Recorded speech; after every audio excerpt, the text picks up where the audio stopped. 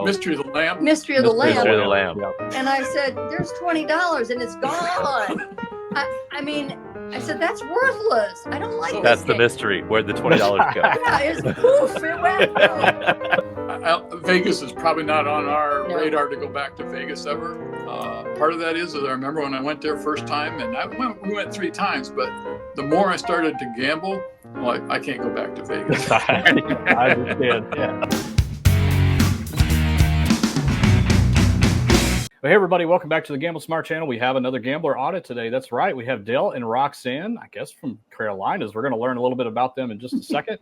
But as always, if you're new here, we want to welcome you to the Gamble Smart channel. We're here to educate you. That's right, the average gambler.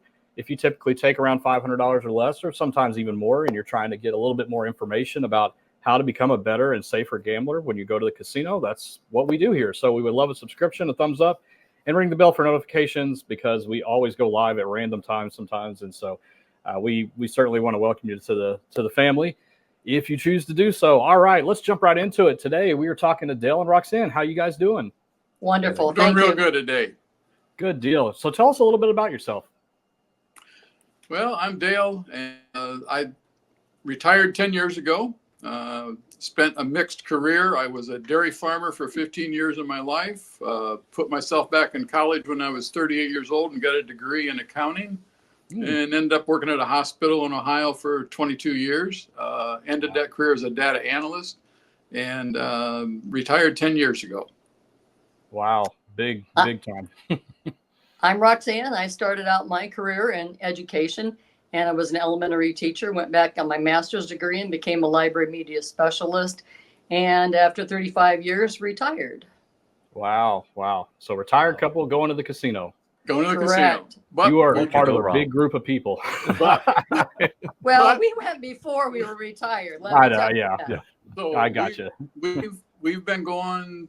I would say we've probably been going to the casino. Well, let's see. We had somebody graduate from our house in 2002, and we started making trips when he started going to college. So we started going to casino.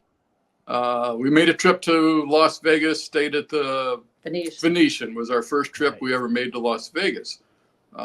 Some of that gambling thing of me came from playing in high school with my buddies, nickel and dime poker at each other's houses, and like, I'm going to go gamble someday in Las Vegas, Yeah. And that's what we did when we went out there. So, Well, they laughed at me because we went out to Vegas, first time gambling. I went to the penny slots and I played 1 penny. My brother-in-law said, "You did what?" And I said, "It's just all about having fun." That's right. Different people have their money that they want to budget. Some budget it on $300 shoes. Some do it with Broadway shows or gone to exaggerated, vacations. And, you just have to budget what you would like to do with your money.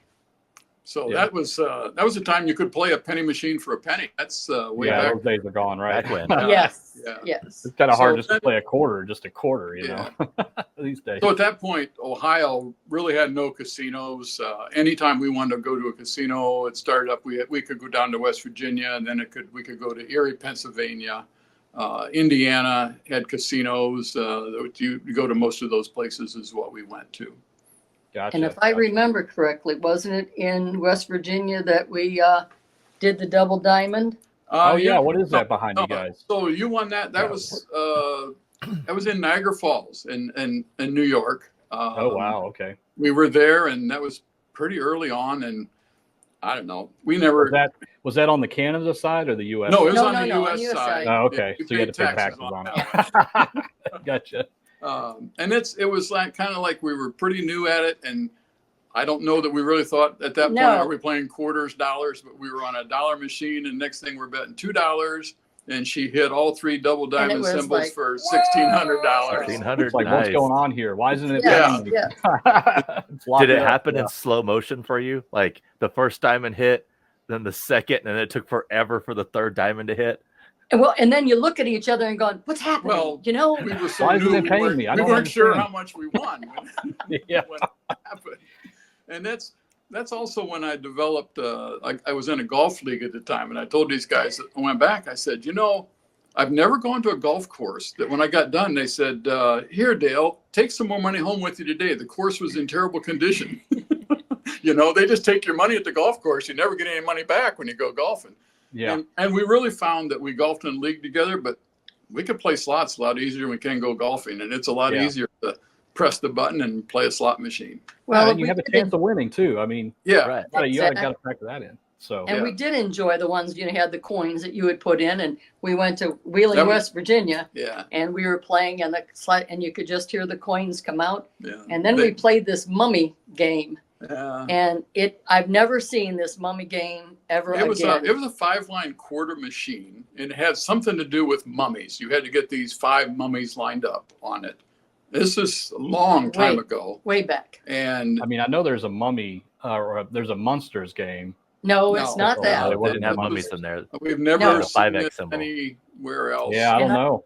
Yeah, and I think once we hit the jackpot, I think the game went goodbye because we hit the jackpot and we were like, and you've got to be kidding me. That was the biggest one she wanted. Once again, we're just playing these things, and next thing it says we win. She won $5,000 on that. Oh, wow. On $1.25. $1.25. That's crazy. You know, that's nuts. So there's, you guys have been around. There's a lot of stories that you happen, and there's those are the good things, and there's the bad things, that happen too. Yeah. So, yeah. We'll definitely be getting into that. Okay. As you said, when you have a bad time, you do beat yourself up, and we do on the way home, because the problem now that we live in North Carolina, there is not a closed casino. So we have to drive. Yeah, we're very limited here. There's only 3 land-based casinos in Carolina. There's a place called Two Kings, which is a tribal casino. It's about 3 hours away from us. And they're in the process they have a very small area with only about 800 slot machines because they're building a new place. Then Harrah's Cherokee is in Cherokee, North Carolina, and there's one called Cherokee Valley. It's a Harrah's. They're Caesars. Our cards say Caesars reward on our cards.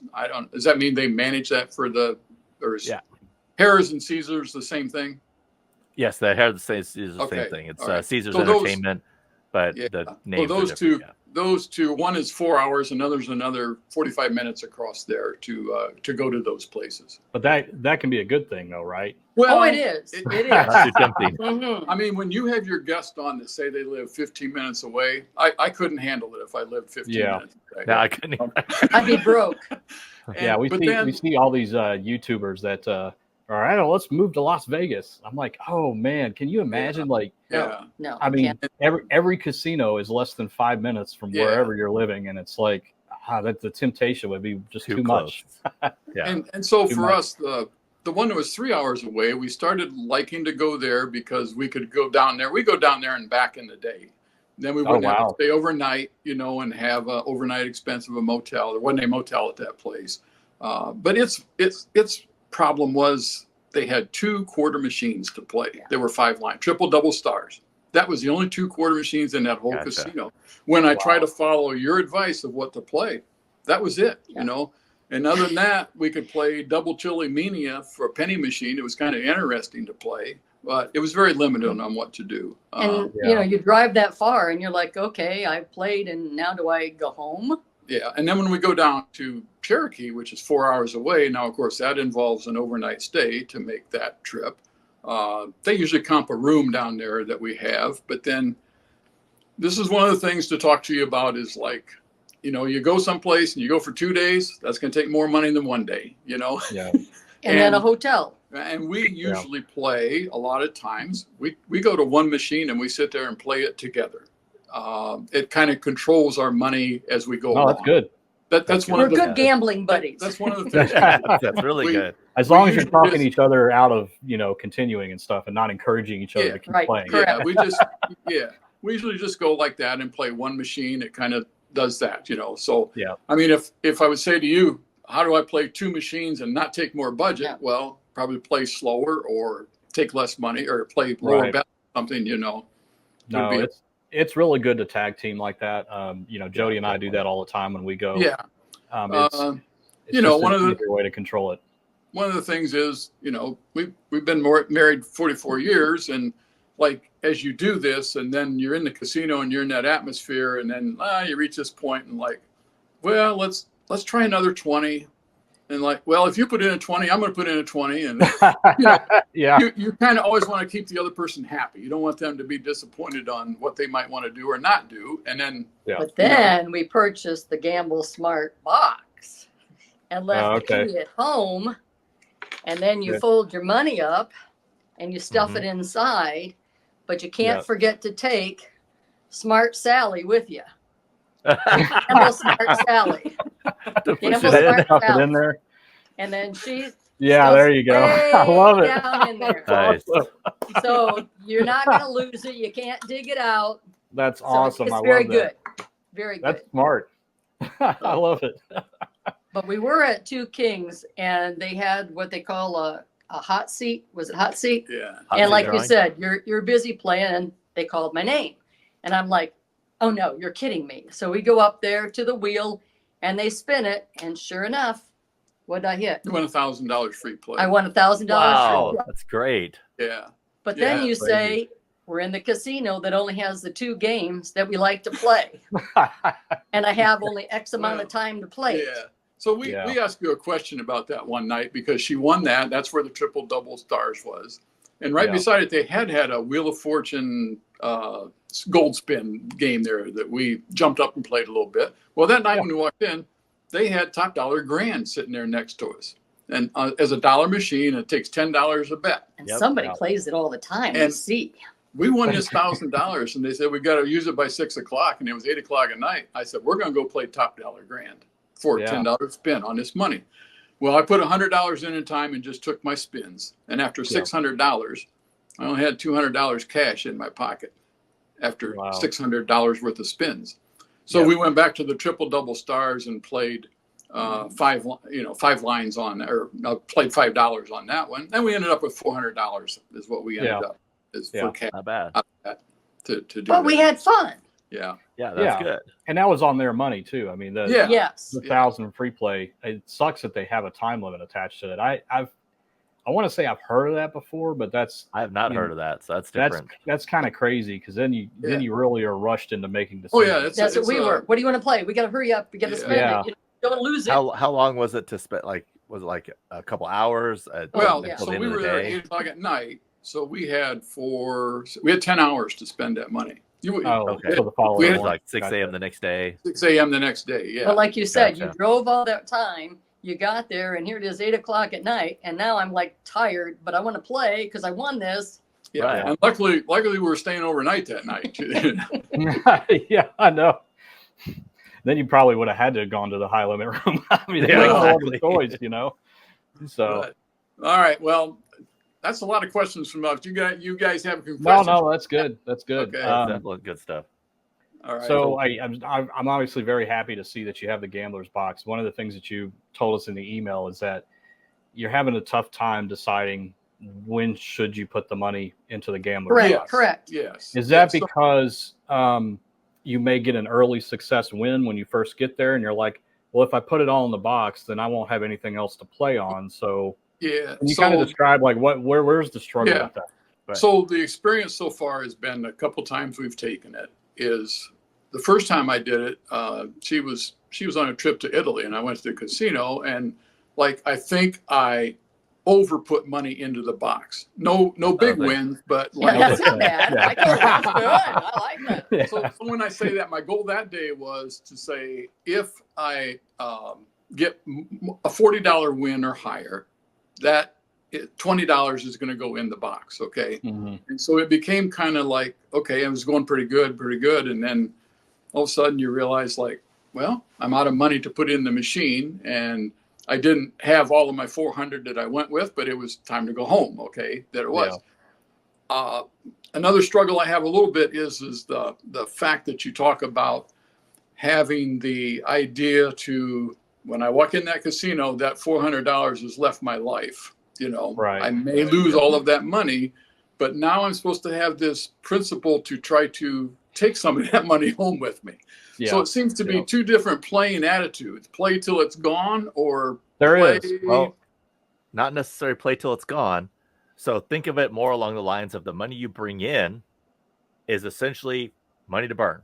Correct. Okay. But every dollar you win is your money that you need to take home.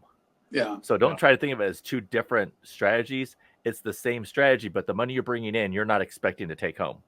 But any winnings you want to take home. Okay. So try to get into that. And there's no putting in too much in the lockbox, because that's money you're guaranteed to bring home.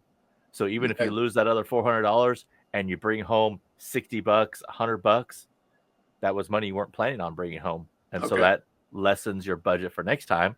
So instead of bringing 400, now you're only bringing 300 next time. Okay. So try to think of more that way. And some of this, like with that box and taking wins, is kind of a gut feel of how to do this. It's not like you guys can set this standard of rules to say, follow these rules about putting money in. No, of course not.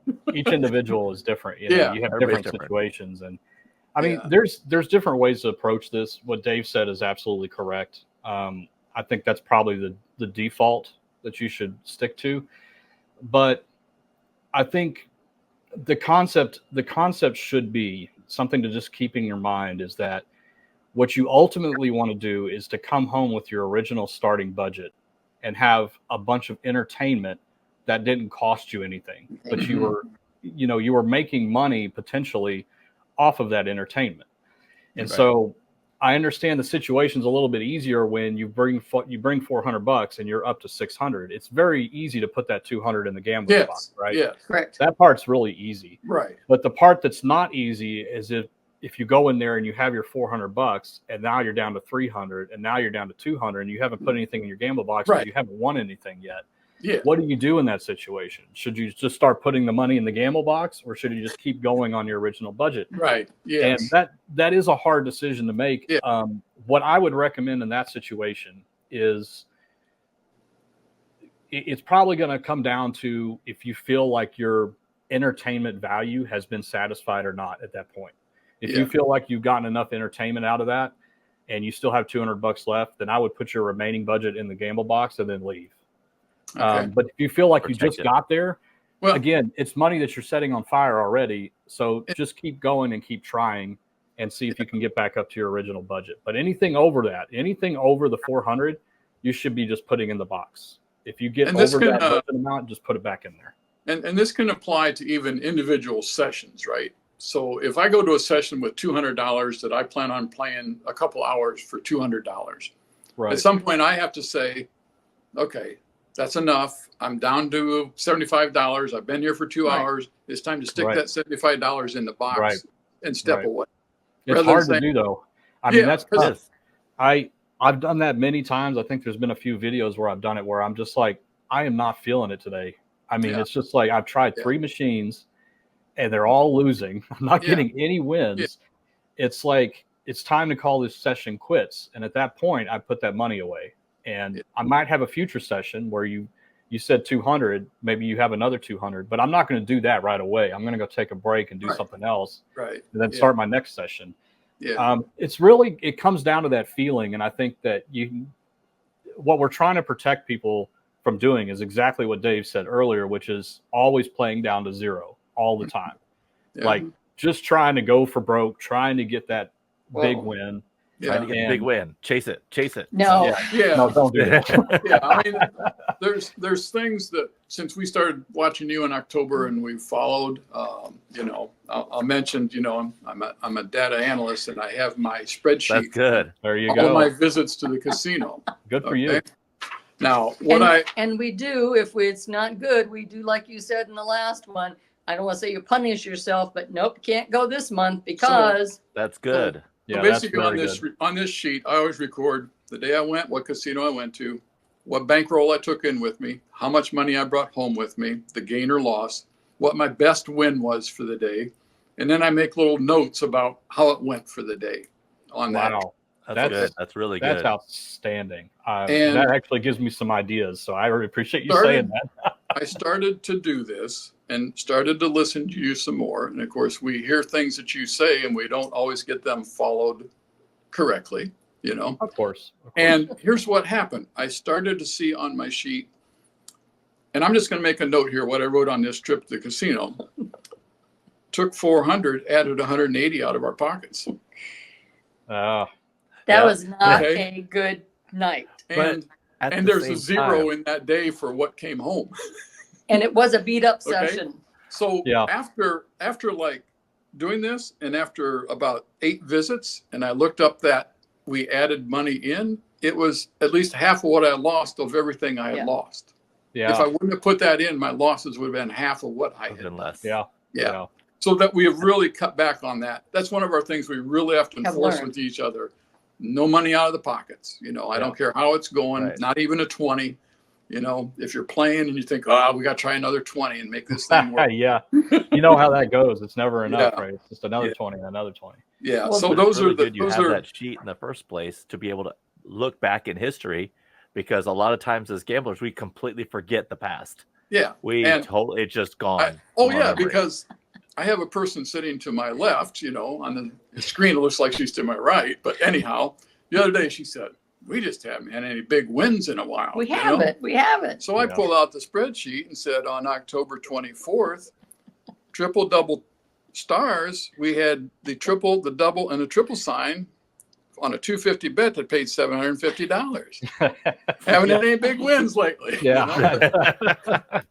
But That's that bias coming into play. Yeah. I mean, Yeah.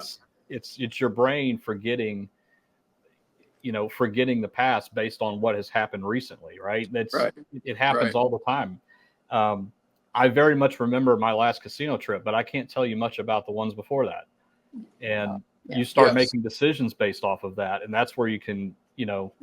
I try to focus, at least when I come back from a casino. Now that I said it, I can't remember. What was that? Were we at WinStar? No, we were in Louisiana. We were in Louisiana last time. Yeah. I came back a little up.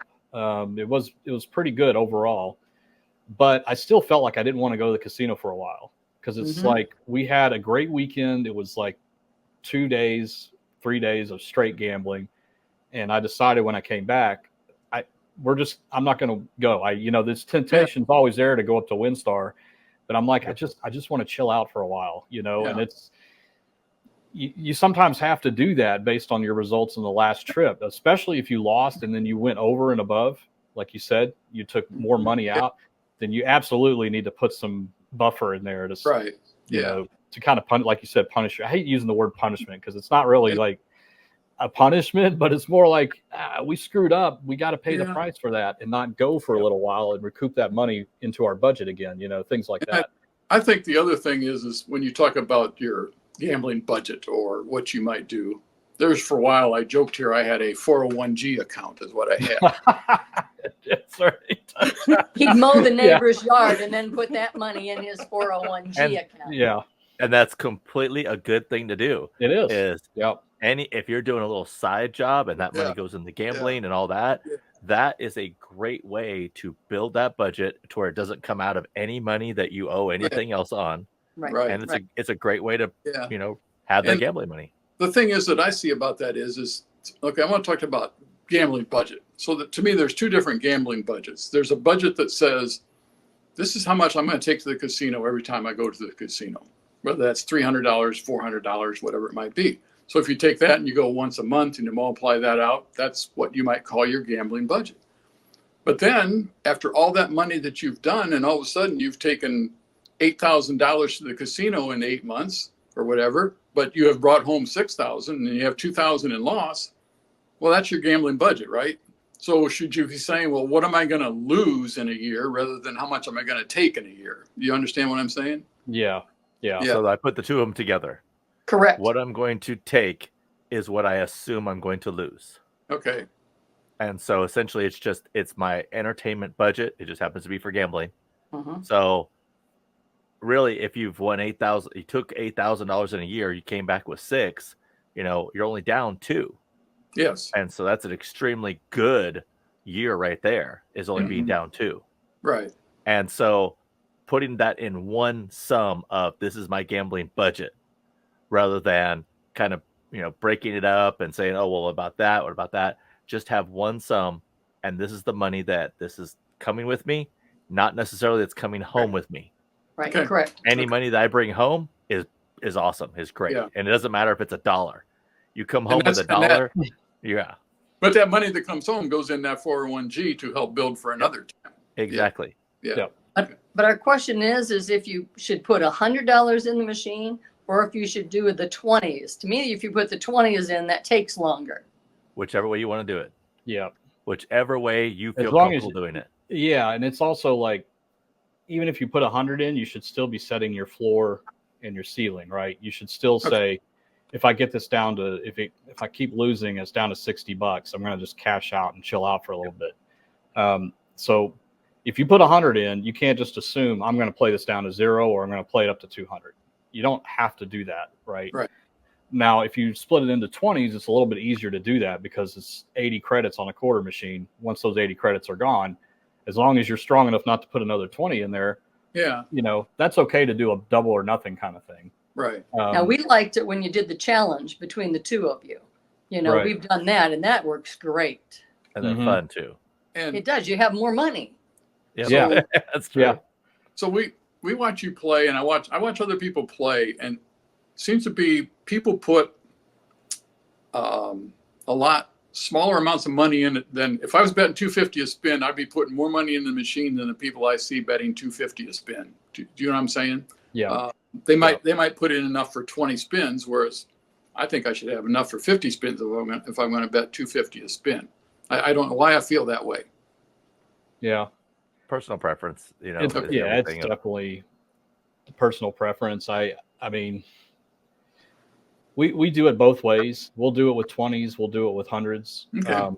But even when we put hundreds in, we still set the floor and ceiling. Like, Yeah. we- Okay. $100 is a lot to commit to one machine and one session playing. Yes. Yes. I mean, the Yes. ultimate goal here is, if you play a slot long enough, it is going to start to consume you into the chase. It just happens. Like, that's just how slot machines Yeah. are Yeah. built, right? Yeah.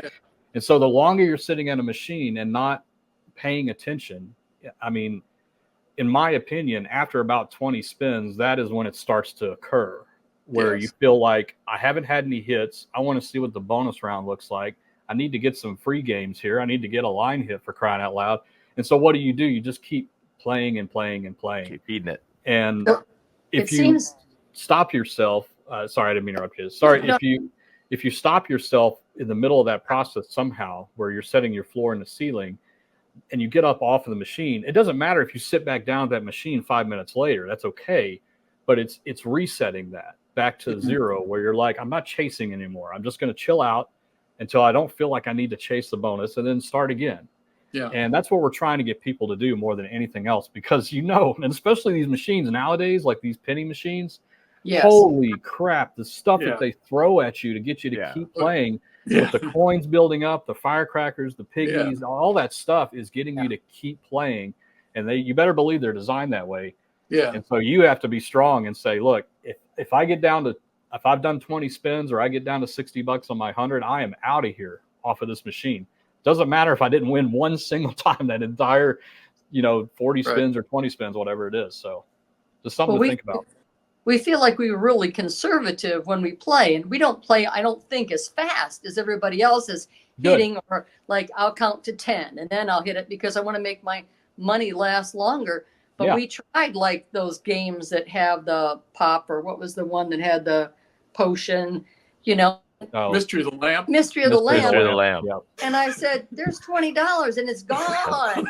I mean, I said, that's worthless. I don't like That's this the game. mystery. Where'd the $20 go? Yeah, it's poof, it went poof. Dave, I have a question for you. 'Cause Uh-oh. You're a Frankenstein fan also, right? Oh yeah. You like to play Frankenstein. We've played. We've given Frankenstein a try, and I've heard you talk about it. And here's what I agree with you, that there's nothing really on the line hits, and you're playing for the bonus. Okay. It's alive and the free games. That's So it. the other day I was watching somebody playing like triple stars or something, and I thought, now what's the difference between triple stars, that if I'm trying to get a good triple symbol, like with matching numbers on it, which doesn't happen often, what's the difference between that and Frankenstein for the bonus, except that I get some regular hits on triple stars more than I would on Frankenstein. Do you see what I'm saying? Yeah, it's the entertainment value Just with the- the okay. It's Alive, and sort of Yeah. like exactly, and the things you're getting at that with the free games and all that, Yeah. and trying to get the multipliers right. there's no question at all. Triple Stars is the much better game to play than Frankenstein, Yeah. hands down. But Yeah. Frankenstein is fun. Yeah. You know, we've played it and it theme was of it and everything enjoyable, you know, to do that. Well, so. and some people tell us, you're playing the boring games. And I said, well, I know. I am playing the boring game. That's my general rule of thumb is the more entertaining the slot is, the worse off you are playing. Yeah. yeah. I mean, it's just the way it is, you know. So I'll just visit back to that gamble box one time. What you said there just a minute ago. So really, on that time when you put the 100 into a machine and all of a sudden you're down to $75 and you really haven't had anything more than maybe 10 credits on a 5-credit bet. So that's where you start to struggle. Like, what do I do about this gamble box now? You know, I'm down 25 bucks already. I don't have I got to do a lot to get up above 100 to get down to 100, if the way you like to say to play. And so, you know, that's kind of that hard part about the gambler's box when you just aren't getting much of wins, you know, when it comes along. Absolutely. I mean, the gambler box is easy when you're winning. It's not so easy when you're losing. Yeah. You know, I think that what I would do is stick to what we mentioned earlier, which is, you know, gauge your entertainment value and where you're at. If you feel like it's worth risking that $75 to try to get back up, then that's fine. There's no big issues with that. Again, it's money that is your entertainment value. Okay. Right. You set that aside, you're going to lose it. Now, never do that on anything that you did overage wise. Like you took money out of the ATM or whatever, you should never do that. No, we don't do that. If you're talking about your original budget, it's okay to just say, I want to keep trying to get up there. It's never going to work 100% of the time. Like we know that. And so I would just judge what you're feeling at that point. If you feel like I'm not enjoying myself, I can't get a line hit, I can't get a bonus, then I would take that 75 and put it in your bank and maybe add it to your next budget the next time you go or something like that. It's funny because we'll look at each other and go, are you having fun? He goes, no, I'm not having fun. Then that's good. I mean, but that's decision time. One. That is decision time. Like that's when you need to say what your plan is. Should we just keep playing it or should we just call it a night and start driving back? And then we have an extra $75 that we can tack on to the next trip. You know?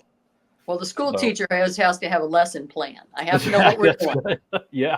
You know how that goes, Mark. Oh, yeah, I know how that goes. He hates it. He hates it. I'm retired, and I like to start my day with a blank sheet of paper, you know? Yeah. But every night, it's kind of like, what are we going to do tomorrow? We got to plan our day, you know? Yeah. Or we don't, and we just go with it. Just wing it. Yeah. And in our life as retirees, there are days that we say, this was a good day today because we didn't know we were going to do that when we woke up this morning. That we end up doing something we weren't planning on to do. So not bad. But it keeps it exciting though. Yeah. It is. We moved down here because of grandchildren. And that's why. Because we lived in Ohio all our life till 4 years ago. And we made the decision to move down here. I don't know if you shared with Mark, but Mark, I sent Dave this copy that I picked up at Caesars. It's very good. I had read it and I reread it again. And here's the one thing out of this brochure that stood out to me when it says, a person who chooses to gamble should set an absolute time and monetary limit and stick with it. Now, I would say of those two things, I try to do the monetary thing. I think I struggle with the time thing, you know, of saying that's enough. Some of that is in our earlier gambling days, we would go to these places and stay for 5 or 6 hours and just play straight for 5 or 6 hours. Yeah, I mean, that's a long time. I've been known to see the sun come up in my rearview mirror coming home from the casino. We've all been there. We've done that. We've all done that. And do the neighbors see me coming home at that time? There's the degenerate. He's pulling in.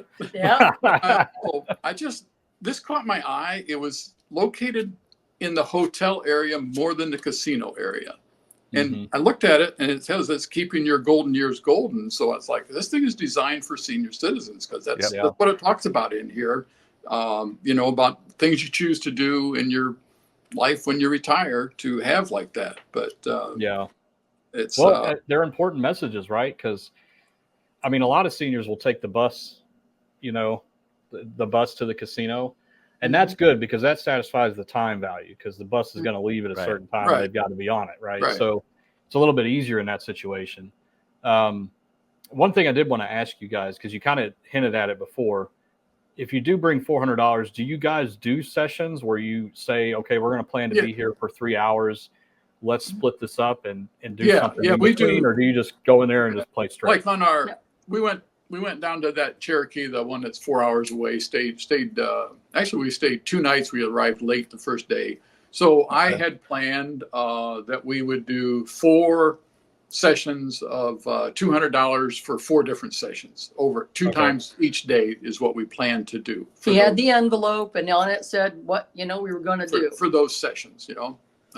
Leave the other envelopes up in the room while we go down there, and but that is the one that even you go down there and you plan on 2 hours, and you see it's time to go to dinner, and you got $80 left on your machine, and like, well, we're supposed to stop now. Well, let's play a little stop bit and put it in the bank. Yeah. But, or I'll say, let's go to the pool now. Come on, let's go. That's good. Yeah. So that's when I talk about what I just read about, like, I'm going to work on better of saying my 2-hour session is a 2-hour session. Yeah. And even evaluate, is it worth staying for the rest of the 2 hours of how it's going to do. But back to the brochure. Go ahead. No, go ahead, please. I was going to say, back to the brochure, it's kind of like our son said, Mom and Dad, you're lighting your money on fire. And that's kind of like, I feel like the young people, I want to, make sure they know, just like Dave has said, Mark has said, that money is gone before you even get in the car, so that you're not counting on it for something else. Yeah. Just tell them you can't take it with you. Correct. It's like going to a show and a movie, like going to a play or a Broadway musical, whatever. I mean, I told him it's entertainment value. It's a little bit of a special entertainment value because you can actually turn it into. I mean, Jody and I have this conversation all the time. She loves the spa. I love the casino, and she's always like, "Come get a massage with me and all that." I'm like, "Yeah, but after an hour, the money's gone." It's like, yeah, but your back will feel better. Yeah, for 24 hours, and then I have to do it again. It's like, I'd rather just go into the casino with that same amount of money and try to double it. Yeah. You can't do that in a spa. No.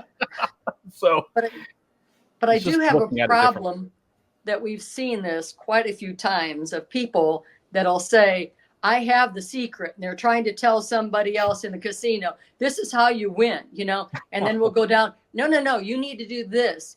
And I was like, why aren't you max betting? You should be max betting. Well, you should. Oh, we've had that. The best way to win, the absolute best way to win at slots is hold your breath from the time you leave your room till the time you get to the slot machine. Yeah. Most likely you're going to pass out between those spots, and then you can't lose.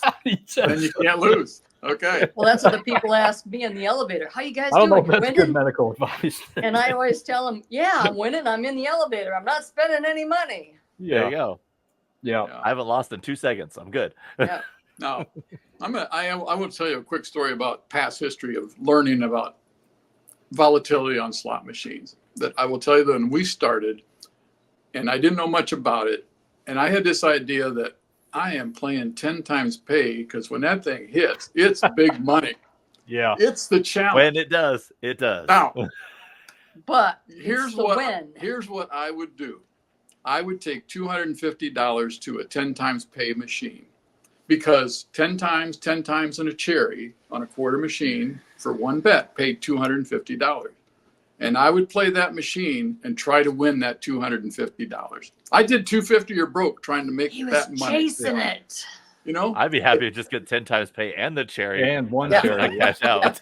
Yes. Yeah. But we had a couple times to get that 10 times. But yeah, when I started listening to you, that's when I just there's this whole thing about volatility that I never quite understood on the multipliers and things that are involved there. It's risk reward. You're one of 2 types of players. You like to put a lot of risk on the line for a potential big reward. It's like playing the Powerball or Megabucks that are multi-state, lotteries. Yes. Those are very volatile because even if you get 4 out of 6 numbers, you get like $10 back.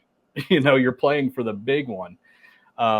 Where the state run or the smaller lotteries are a much better play overall because it's a lot easier to get the numbers. There's not as many numbers and things like that, but everybody sees the big number. They see the big 400 million, 500 million. They're like, I got to play that one, but it's the more volatile choice. There's nothing wrong with it, but you should realize that slot machines are the same way. Like there are some that don't have incredibly big wins, but will kind of keep you playing for a long time. And you still get some decent wins every now and then. Like you're just, again, focusing on those small wins as much as possible.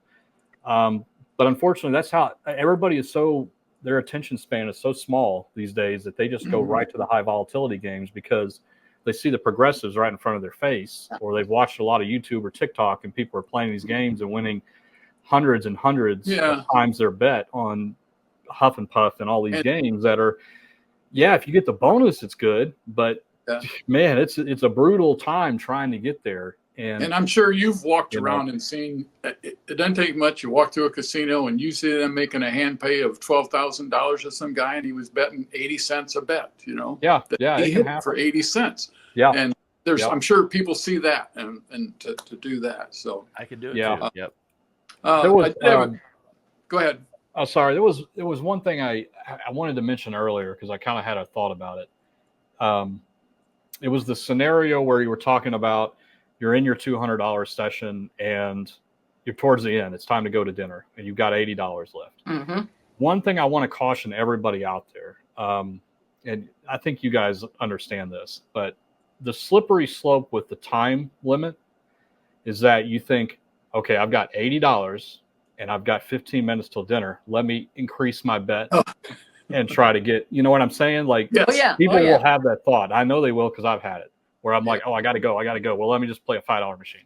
It's like you got to resist the urge to do that. So if your time runs out, You should not change the way you're playing during your session because your time's running out. I guess so we would make that point because it's we would probably important. lean towards, if I was starting to run lower on money, I would lower my bet and bet less to try to make that money last longer, get more entertainment out of it to do that. Good job.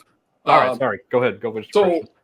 I did want to ask you, compare volatility on a low volatility slot machine like a double diamond, triple stars, versus playing a video poker game of like jacks or better. Yeah. You guys got any comparison on that? Big that time. Works? Yeah. If you do perfect strategy on video poker, it is the absolute best thing you can play. There you go. Yeah. The key is perfect strategy. Yeah. Okay. Perfect strategy. That is the way to not only control your losses, but actually build wins. Yeah. Over time, I mean, you will absolutely be winning if you play perfect strategy. That's the absolute caveat to that. And the same thing goes for blackjack as well. You have to play perfectly in order to win in the long run. So, Dave, how far down off of that perfect ladder do you slip? Not far. Really? Not. Here's that first step on that ladder. It's a doozy. It's like a 12-story drop. Yeah. Because our last visit, we found they had some video poker there. It was getting towards the end of the last day we were there, and we had some money left. And Roxanne always just like to play Deuces Wild when she plays Deuces Wild. Wow, that's my go-to. Now, it's the only one I'll play. I'm a jacks or better because I can get double points on that two pair, and I play it that way. But what I realized that time, why she likes that game, you get a lot more hits. You see, even if it's just money back, you seem like that versus sitting down at a 3-reel machine, quarter at a time that goes 7 spins without a hit. Video poker, maybe 3 or 4 hands is about the most you might go without getting a win, to come along on that. But I hate playing the game and you get less back than what you bet. Don't even give it back to me. Give me, wait for the next one. Yeah, because one of the things in my notes from the little Two Kings Casino, they had that triple double wilds game, 9-line. I think you guys played that one time, and we tried it. It was $225 a bet, and I put in my notes, no more 9-liners. No. You got to find the right one. Yeah, and you got to remember that they hate you. So yeah. But I will say, I greatly appreciate that you two have drilled and taught about the random generator, because I guess I really never understood it, that, you pull the handle and that's exactly what it's going to be. It doesn't matter. You could have a win the next one, or you could go through 20 more. There's no rhyme or reason. And I really appreciated hearing that.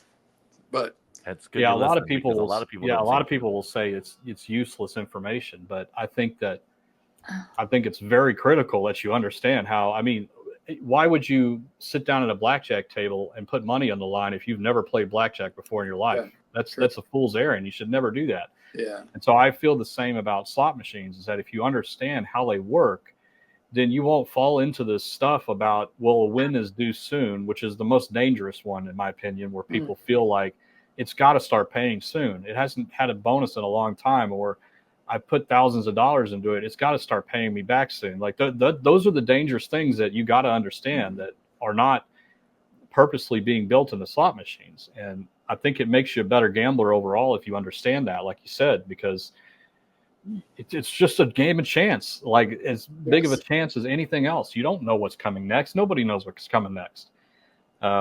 It's important. It's important information.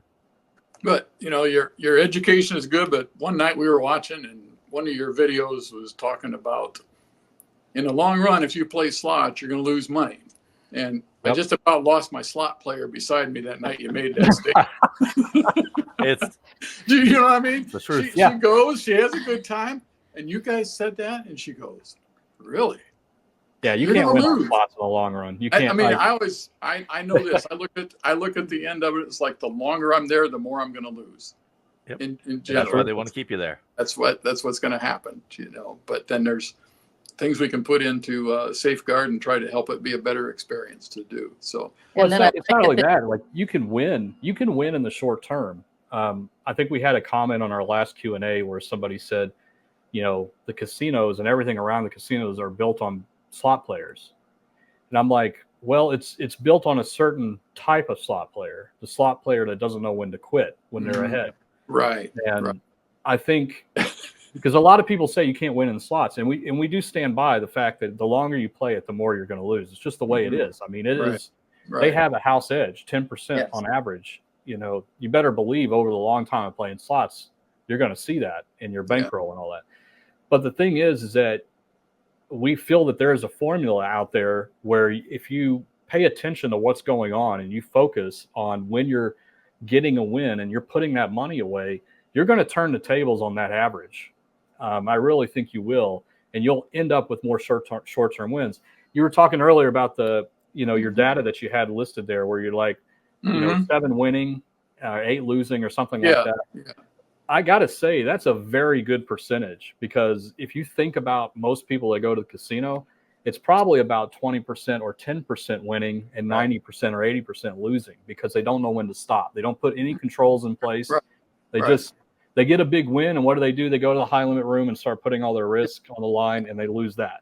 And that's a very common practice. And to come back almost 50-50, a losing session and a winning session. Am I reporting it right? That's what you said? It's right around 50. I think that's good. And I know you were concerned with that, saying, well, I think it needs to improve. I think that's really good, to be honest. I really do. Yeah. It's good you want to improve, but 50-50 is a good average for really. And when I look at these numbers also, I mean, I gave you the example of the day I came home with 0, right? Right. But on my paper, that's the only day I came home with $0. That's fantastic. That's good. That's fantastic. You know how many people go to the casinos and come back with 0 every time? Yeah. Well, we fixed that problem. No. We said no more. And when I say we have this conservative approach, because sometimes I go to the casino with $400 and say, well, I really want to bring home 200, and I'll put some stopgaps on it to stop this stuff. So I bring home 200, that there will be some things that I will do to do that. I think you guys are doing so many things right that I really hope people out there are listening to what Dale and Roxanne do here, because, you don't need to be a data analyst to track your win and losses in your casino trips. I think it's a good idea for everybody to be fully aware of where their budget and their money is going when they go to the casino. You should always have a plan. That's just the way that Dale does the plans. Roxanne is more like, okay, where are we going to be on hour 1, hour 2? And he's more like, but I need to do the analytics behind it. And I think that's great. Let's go there. It's a good combination. Yeah. And it's also, I think, that when we talk about seniors and retired people, to think that we've saved all of our life to retire, and we probably have not put our money at very much risk to make money. And now we like to go put it at risk. to play the casino. Yep. You know? Entertainment, though. You gotta stay Entertainment. on that. Yeah. It's entertainment. You put it's perfectly okay if you're on a fixed income. You know, we talked to Anthony last week. You know, it's perfectly okay to be on a fixed income and to go gambling. It's a very common source of entertainment for retired couples, and it makes a lot of sense. Or even if you're not a couple, it's still very common. But I mean, you gotta, because you have a fixed income, it's way more critical that you put those measures in place, because I've seen it personally. I've heard stories from, you know, other slot technicians where they've seen, you know, elderly people in their retirement just completely destroy their retirement, what's left. And that's where we don't want anything like that to happen. So if you are on a fixed income, it's more critical than ever that you put these kind of things in place, like you guys do with bringing the 400 and all the ATM and stuff is at home. You don't have access to that, and you're staying strict with your budget when you're going and all that kind of stuff. I mean, I can't give any better advice than that for retired people. I think it's very smart. So I do have some notes though. I'm sorry, Dave. I talked way too much. I apologize. First of all, I do have a story for Dale first. All right. So my great-grandfather was actually a dairyman. His father, basically generations back, as far back as we can trace, the whole family worked in the dairy industry, worked dairy farming, literally milking, all that. Okay. My great-grandfather talked to my grandfather when he was like 17 or so and said, "It's time for you to start taking over the family business." Yes. My grandfather put his foot down and said, "No, I don't want anything to do with dairy farming. I am done with dairy farming." He went to go work at a creamery where he worked at until the day he retired. Yeah. There you go. Yeah. So now I did hear Roxanne mention that you guys do go to the pool, which is good. So you're getting away from that. What else is there to do around Harris Cherokee or on the way? What have you seen? What is the neat thing? Go ahead. Tell them your favorite thing about Harris Cherokee. I love to go. I know people, when I tell them, I said, we go to Cherokee, and I love to go see the elk. And they're just like wandering around, and is it a conservatory or there's a national park. Cherokee, New York, North Carolina, the road goes up over the mountain to Gatlinburg, the Great Smoky. Okay. Down in that little park, when you leave Cherokee, these elk, there will be 50 to 100 elk about any time you go out there. They've almost become domesticated in that area. They come down out of the mountain and graze in the land and stuff. So she enjoys going and seeing the elk. And then in October, we go and we hear them bugling, and that is just amazing, you know. And then to go in the spring and see the little ones, the little fuzzy ears on. And yes, they have shopping, and they have some really nice stores, and they have some wonderful restaurants that we've been outside of the casino. That's good. Yeah, because I looked up real quick. What is there to do around there? And there's just a ton of stuff. Well, there's waterfalls. You're retired. Enjoy the rest of the year. Don't just stay in the casino the whole time. Enjoy the trip. It's a 3-hour trip. I'm sure there's stuff to see along the way. Oh, there is. You know? And we found this wonderful orchard we stop at. And that's good. Yeah. So we do other things besides just go to the casino. I mean, excellent. Break up that trip. Don't just stay in the casino. That's what the casino is designed for, is to keep you there. But there's so much to see outside of it. And you're not from the area, you know, you're from Ohio. It's a different area to see. That casino is, I don't know what the size of the square. We get lost every time we go in this casino. Huge. It's huge. Really big, and the layout is just confusing, you know. And they have 4 towers of motel rooms. And I was just telling her the other night that it seemed to be I've gone to a lot of casinos that are in places that are a little low income areas. The land's been cheap and they can build casinos there. And a lot of the locals aren't. But this casino, you don't see many locals in the Cherokee casino. There are people come up from Atlanta to go to Harris for the weekend, things like that, you know, that they and they do have entertainment there, you know, comedians and such, but we don't go for any of that. Yeah. If they offer you free tickets, definitely go. Okay. Just to take advantage of it, you know? Sure. But so to let you know, Harris Cherokee is 150,000 square feet. I told you it was big. I recommend you do not come to WinStar. Okay. Yeah. Well, you guys only go to WinStar is one. 480,000 square feet. Oh, Okay. yeah. All right. No, But thank- now Really back to long. video poker real quick. Okay. So Dale, you being a data analyst, and Roxanne, you being a library media specialist, that combination right there really works for picking up a new skill like video poker. There is a lot of books, a lot of resources on video poker. It does not take a lifetime of expertise to get there. It takes studying, which you guys have time to do, Yeah. and I think the combination of you two together might be something to look at of playing more video poker and giving that a shot. Incorporate it into your budget, Right. but take time and learn. And it's like the difference between the two also is like to play a slot, all I got to do is press that button. I don't have to do anything. Thinking. You don't have to do any thinking. Every time those 5 cards come up, you got Yes, to to do think. a little thinking. That's what I And think. if you play that perfect strategy, you got to really look them close and make sure you don't miss that pair or something, low pair or things like that to do. Okay. What else you got? You're doing good. The only other thing is because it is a drive to go to these different casinos, make sure that you're including gas and food along the way in your budget, so don't let that kind of be a sort of a cost that just sort of gets forgotten about. A lot of times when we think of, I'm just going to go to the casino and back, we think about our money we're bringing $400, but we don't think about it's going to take X dollars in gas. We're going to have to eat lunch along the way. Just keep those expenses in mind. You remember that fixed budget, making sure that those expenses don't get away from you. Now, Cherokee is nice. They compass the room. Well, half That's of it. good. And the Well, room is great. You don't have to do that. It's they comp the room, but you got to pay the resort fee. Yeah. Mhm. That's what we usually get. $37 is a resort fee now.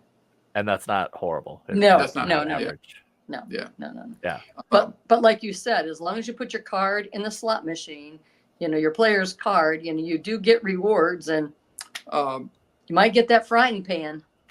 How long is your longest time of not going to the casino?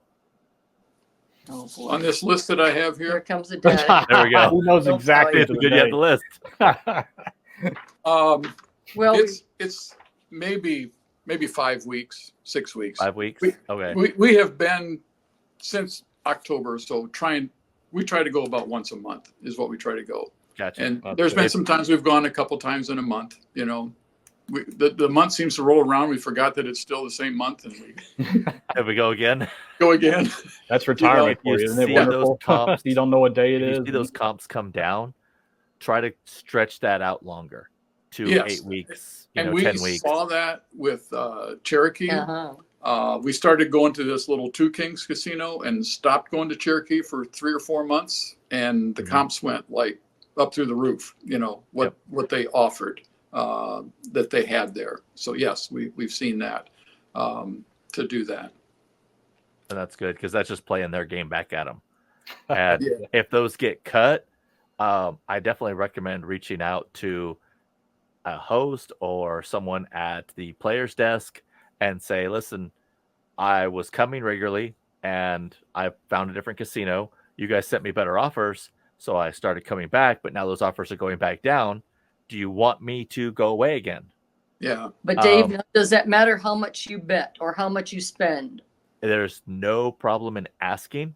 They don't necessarily Okay. have to give you anything, Right, but right. it never hurts to ask. Do some places have a card level that you're That's supposed what to I'm be saying. at to get a host? It's not really about the card level. It's about how much you spent. Okay. So Because different places have different kind of operations. I know Harris Cherokee has it to where you have to be hosted in order to talk to a host, but okay. you can always try calling up the host Okay. office and just say, hey, we come often. I've noticed my offers going down. Try not to engage them as a host, but more as a resource to just talk to and ask a question.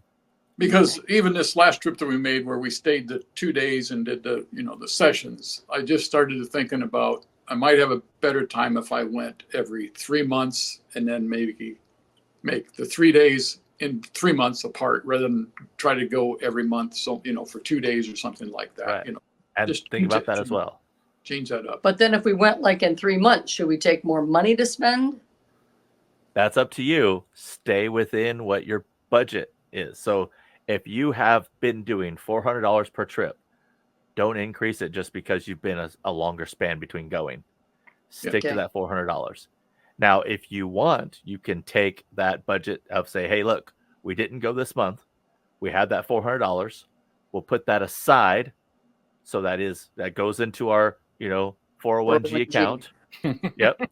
So that goes into 401g account. But when you go, you only take $400 Yeah. so that right. you limit your losses. And then next time when you go, you don't have to bring money out of your account. You can pull money out of the 401g. Okay. It's a common thing where we want to take more money, but it's like, well, don't take more money necessarily.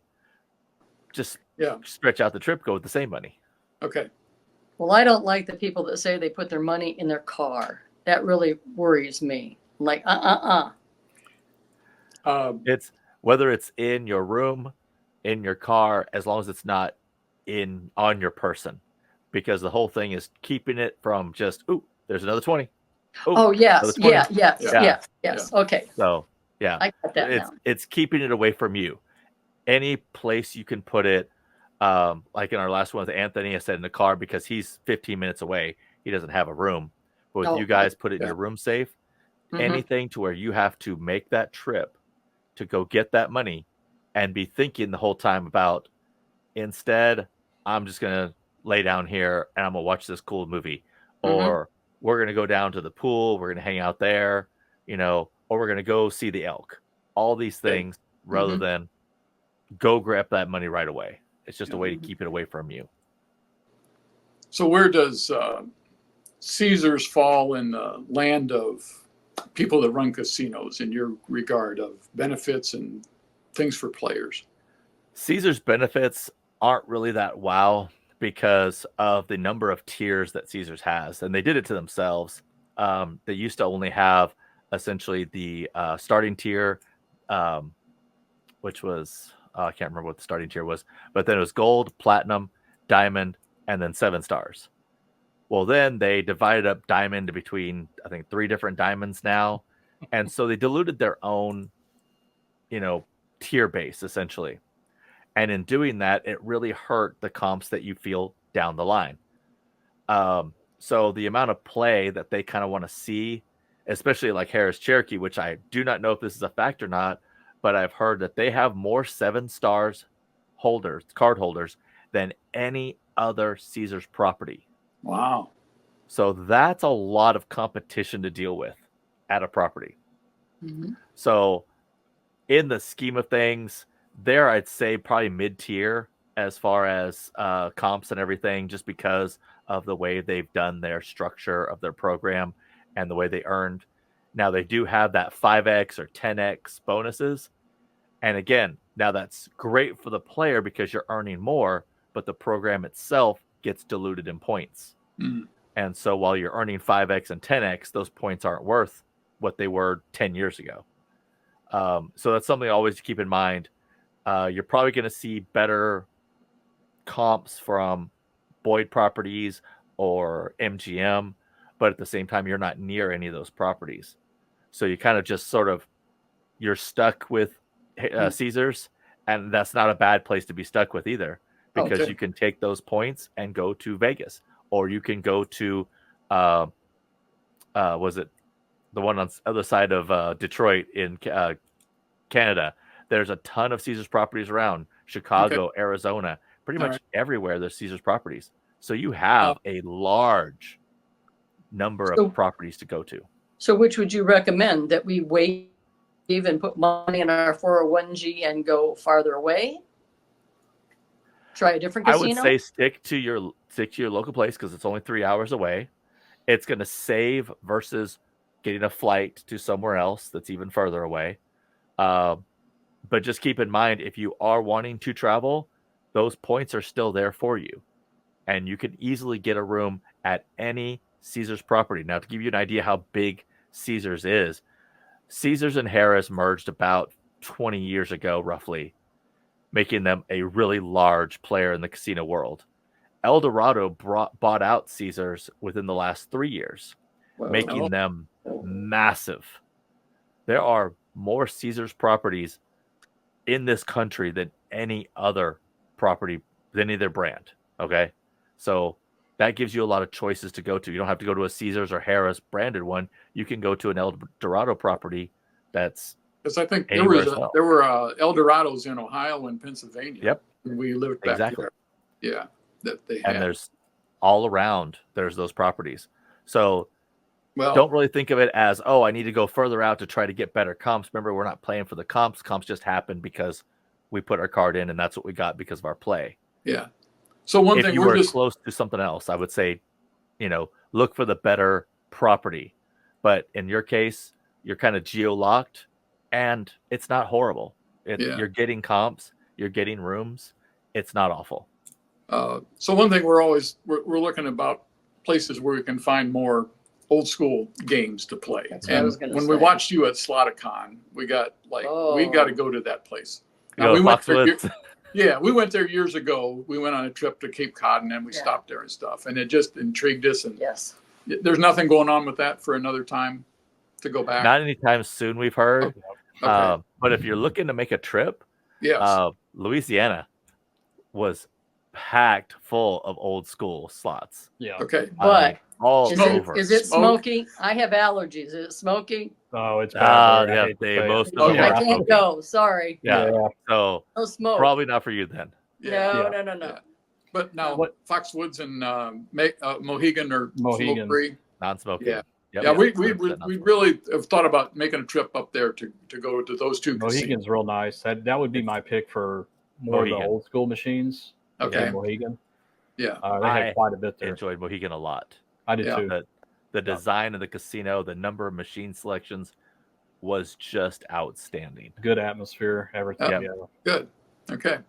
Foxwoods was very dry. One last thing that I wanted to suggest too is that, I mean, you guys alluded to the fact that you may want to go to outside casinos and then maybe to Vegas or something. If you end up wanting to double your budget, let's say if you are going to go to Vegas for 3 or 4 days, $400 budget may not be enough to Right. get the kind of entertainment that you want. The one thing just to be careful with is if you do, let's say you do come up with the 800 because maybe you skipped a local casino trip to come up with the 800. Whenever you get out there, don't change the way you play. Still play like you're playing off the 400.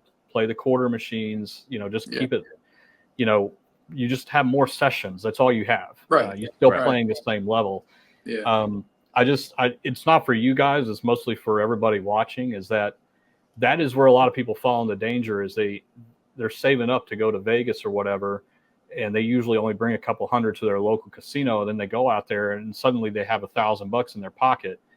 As soon as they land, it's very tempting to waste that entire $1,000 as soon as you get to the casino. And because you start playing higher denominations, because that's all you can find, or you're trying to scratch an itch or whatever your case is, you got to stay very committed to whatever level you always play at and pretend that you didn't bring $1,000, I don't think Vegas is probably not on our No. radar to go back to Vegas ever. Part of that is I remember when I went there first time, and we went 3 times, but the more I started to gamble, I'm like, I can't go back to Vegas. I understand. Yeah. Lots of I wouldn't be temptation. able to take enough money to go back to Vegas. Mohegan would be I a much enjoy- better choice. Yeah. Yeah. I enjoyed going to Vegas because I went to every single hotel and looked inside and saw all the beautiful. I mean, it's there. Roxanne The and I are hotels going to hang out. are just unbelievable. I Yep. mean, I was That like, was- wow. It's a good Yeah. experience out there. It yeah. is. It was nice. And we went into the Bellagio and we saw the water fountain and we saw every hotel's thing. But like I said, I'm one and done. I'm ready to go to someplace But- else and check it out. Even this Cherokee is getting very hard to find quarter and dollar games within Yeah. Cherokee. They've Yeah, really, sad. they've That's really the trend. and I don't like the ones that they replace them with the quarters that you can go from 1 to 5 multipliers on. You know? Yeah, Yep. I know. Oh, yeah. Just keep Suddenly me you're at betting 5. $12 to spend. 5. Yeah, I know. Don't give me that temptation to go higher than that. And Yeah. that's why I asked, where else could we go? Because when we go to this Two Kings, we only have like 2 machines to play. Yeah, you're And in then- a tough spot. I mean, Yeah. Now you're Yeah. gonna have to fly. we probably that's probably not on our list there anymore. So, well, I Fair think enough. I have covered everything on my paper I had Excellent. here. With Okay. you. And it's just for anybody that's watching this, I want to tell them how easy this is to talk to these 2 gentlemen. I'm going to tell you that right. We appreciate that. Thank you. We set this up this morning, and we did a lot of like looking at like, okay, are we okay on this? Are we close enough on the screen and everything? And then like I have found myself just fixated on your two faces the whole time that I've talked to you. It's just like I'm talking to you. Yeah, you just like Yep. talking to, And anybody. it's Well, we wish you were here in person, of course. it's just but, so this easy. is kind of the way we have to do it. It's just been way easier. And then I'm sitting here like, has it been an hour already? It's just yeah, like, Yeah, yeah. it does happen. Yeah, it just goes by. And we We're- appreciate you guys taking the time to talk to Yes, us. thank you so Absolutely. much. so And yeah, You're going to be if you helping see- a lot of people out there, and that you should feel very good about that. I mean, that's Yeah. we want So when you. you I see know it- you relate to people out there. People are in Yeah. your same exact situation, and they need help. They need to know what to Uh-huh. do. And So when you see Lost in Carolina and Or Double Double Diamond, Now we know. that's That's right. You got a face with it now. that's right. Well, we All definitely enjoy watching you and learning everything that you have to say. And it is Thank you. truly, Thank it's you very truly been great. All right. Well, very Good luck. good. Well, thank you so much. And guys, if you want to be part of the Gambler Audit, you can send us an email at gamblesmartgamblesafe@gmail.com, and we'll send you a form that you can fill out. And as always, gamble smart. Gamble safe. Yes. Got it. All right. Thank you, guys. And please Thanks, let guys. us Have a good know if you or whenever you do a Sloticon. We want to come. All right, We we'll will let for you We sure. know. want to We're meet trying. you. We're trying. All right, guys. Take it easy. Have a good evening. Thank you for having us. Have a great one, everyone.